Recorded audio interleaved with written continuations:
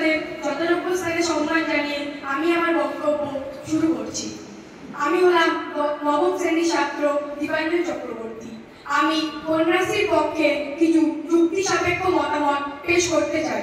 মাননীয় মুখ্যমন্ত্রীর flagship project তথা কন্যাশ্রী প্রকল্প, মহিলা মুখ্যমন্ত্রী হিসাবে শপথ নেওয়ার পর জাতি, ধর্ম, বর্ণ নির্বিশেষে তিনি মহিলাদের সামাজিক সুরক্ষার জন্য বিশেষভাবে পদক্ষেপ গ্রহণ করেছেন।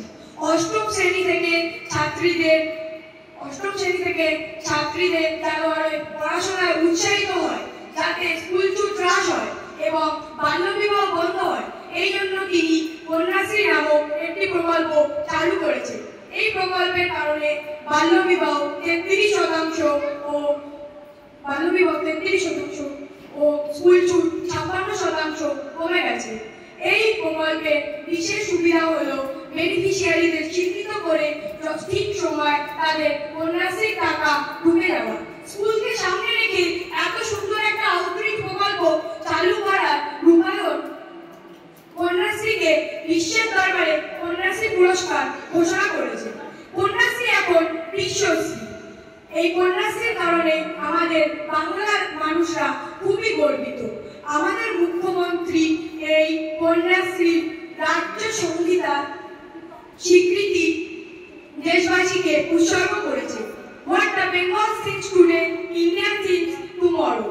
সবশেষে বলবো যে অন্যান্য রাজ্যরা আমাদের থেকে কন্যাশ্রীর মতো অনেক স্কিম চালু করেছে, কিন্তু কন্যাশ্রী সেরা, আর কন্যাশ্রীর কন্যারা সেরা।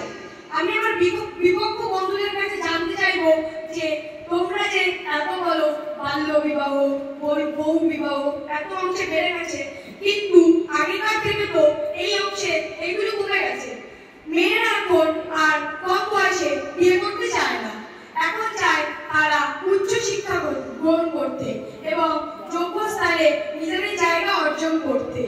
একটা উদাহরণ দিই, তাহলে তোমরা বুঝতে পারবে। আগেকার দিনে ঠাকুমা দিদিমাদের জিজ্ঞেস করলে জানতে পারবে যে তারা 9 থেকে 10 বছরের মধ্যে তাদের বিবাহ সম্পূর্ণ করেছিল, কিন্তু তুমি তোমার কাকিমা, জেঠিমা, মা এদের জিজ্ঞেস করলে জানতে পারবে যে তারা 15-16 বছরে বিবাহ সম্পূর্ণ করেছিল। কিন্তু এখনকার জেনারেশনে মেয়েদের তুমি জিজ্ঞেস করলে জানতে পারবে যে তারা 18 বছরের ঊর্ধ্বে বিয়ে করতে চায়, কারণ কন্যাশ্রী প্রকল্প।